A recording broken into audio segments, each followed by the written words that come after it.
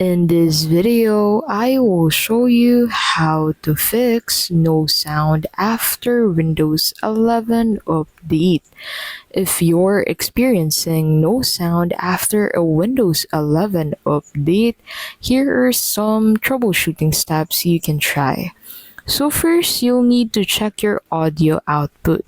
Ensure your speakers or headphones are properly connected and set as the default output device. So you can go ahead and check from here. And if that is not the problem, another thing you can do is to run the audio troubleshooter. So go ahead and open settings on your Windows device by clicking on Windows plus I on your keyboard.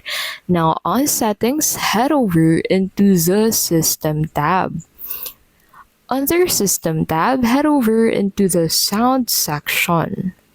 And here, simply click on this troubleshoot button under the master volume section. So this will allow you to troubleshoot your sound on your Windows device.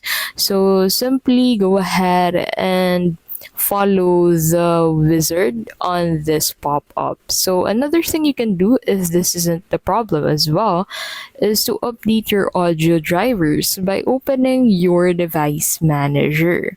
On your device manager, head over into the sound, video, and game controllers tab. And under that, go ahead and right click your audio device and select the update button into the tools section. That's basically how you can fix no sound after Windows 11 update. If this video was helpful, please don't forget to give this video a like and subscribe into our channel to keep updated with our latest videos.